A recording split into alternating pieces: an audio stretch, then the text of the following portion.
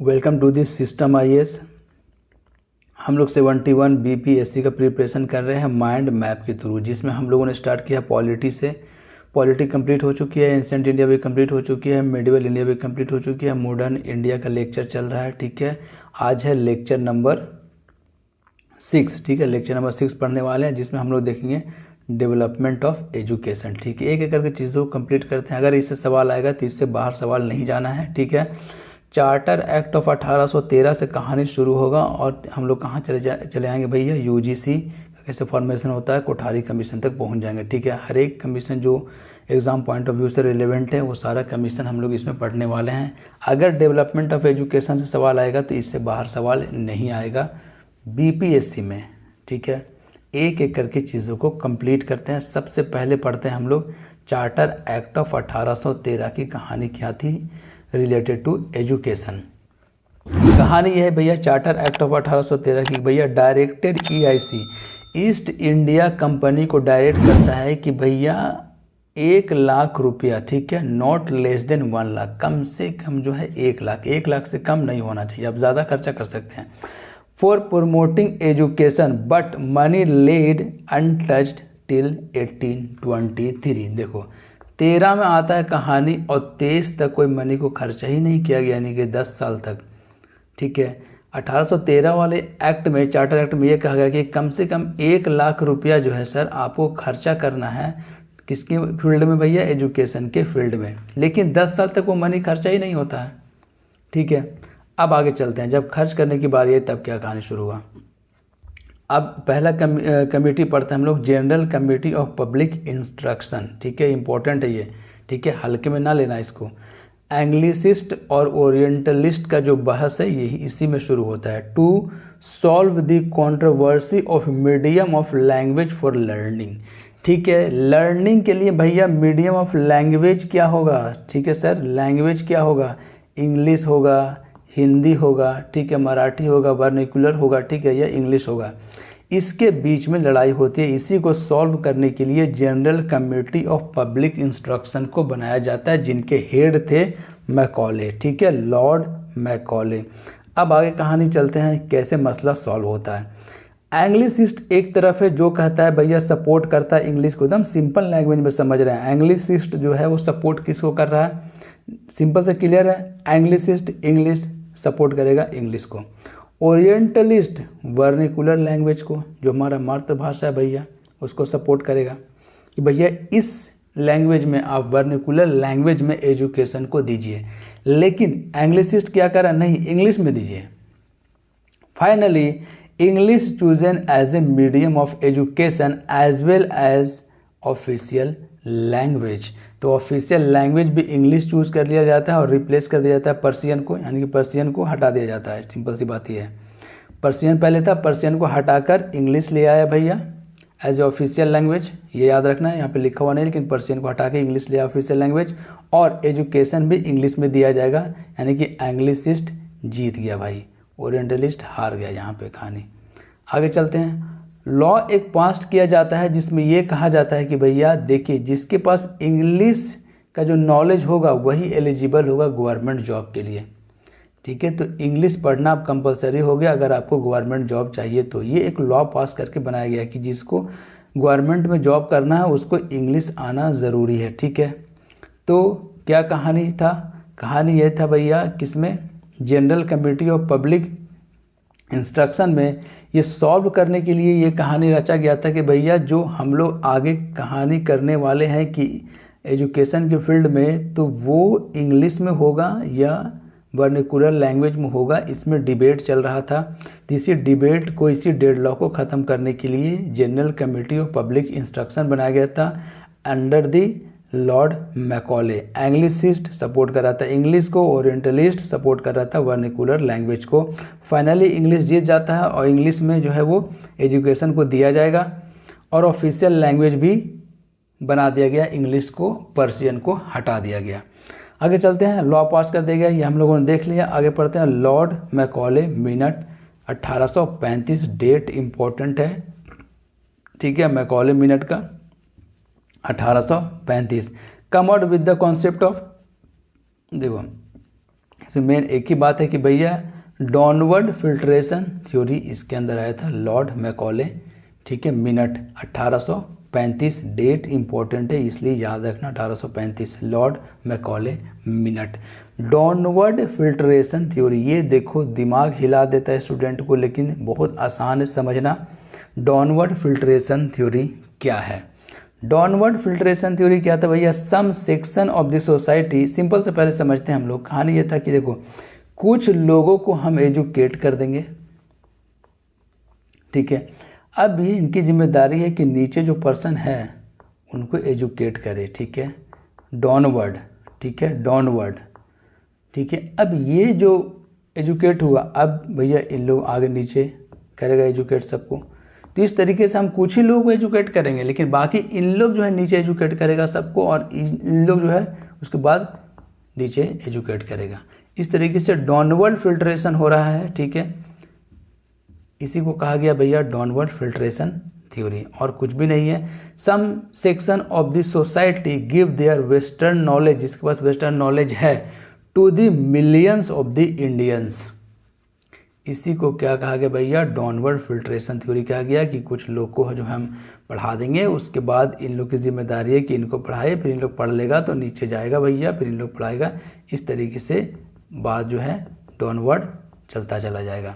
इससे वो क्या कहा गया? Downward filtration theory, Lord Macaulay minute के अंदर में आया था। वुड डिस्पैच पढ़ते हैं। वुड डिस्पैच की क्या कहानी है? वुड डिस्पैच बहुत ही इंपॉर्टेंट है, 1854 में आया था, ठीक है।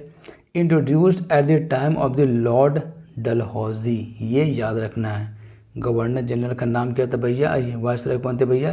Sorry, governor general Lord Dalhousie. 1854 के बारे में बात हो रही है ना।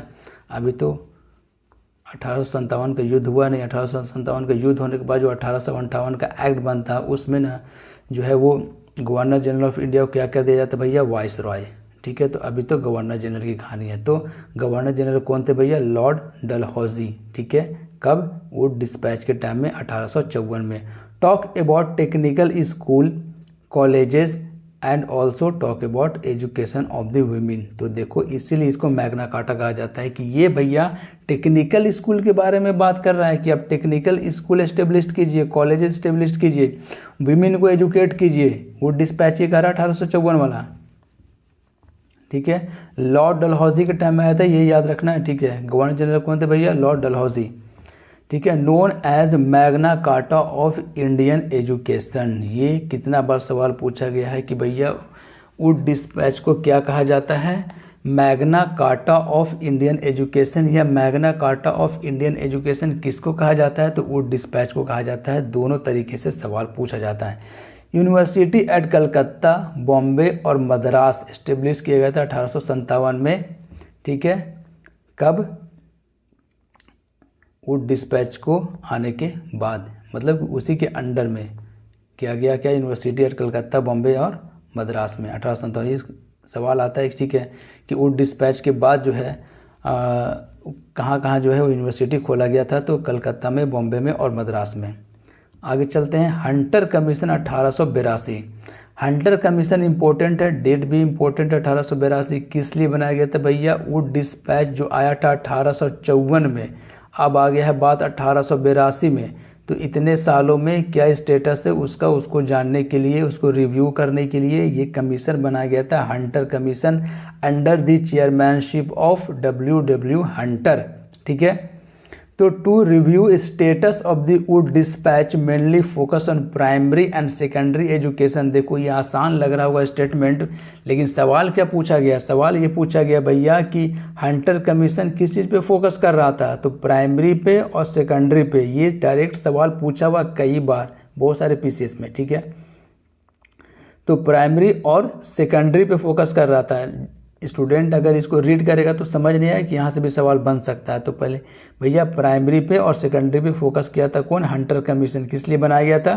To review status of Wood dispatch, ठीक है। तो दो सवाल बनेगा। एक तो भैया ये डेट याद रखना, W हंटर, तो आपको याद ही रहेगा। स्टेटस को रिव्यू करने के लिए वुड डिस्पैच को, और ये याद रखना है प्राइमरी सेकेंडरी बहुत इंपॉर्टेंट है। प्राइमरी सेकेंडरी के लिए था, यूनिवर्सिटी के बारे में बात नहीं कर रहा था ये, ठीक है। आगे चलते हैं। सैडलर कमीशन 1917 से 1919 की कहानी, appointed to study the problem of Calcutta university. ये भी डायरेक्ट आया कि भैया सैडलर कमीशन को किस लिए बनाया गया था। 4 स्टेटमेंट था, उसमें से एक स्टेटमेंट ये है, to study the problem of the Calcutta university. तो एकदम करेक्ट स्टेटमेंट है, ठीक है। फोकस ऑन स्कूल से लेकर यूनिवर्सिटी तक। देखो इससे पहले वाला primary secondary.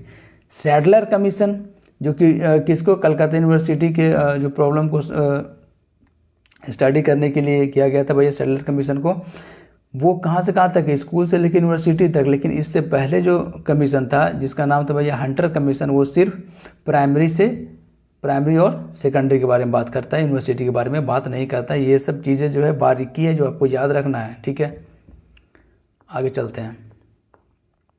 Hard dock commission पढ़ते हैं 1829 से 1829 है ये, ठीक है।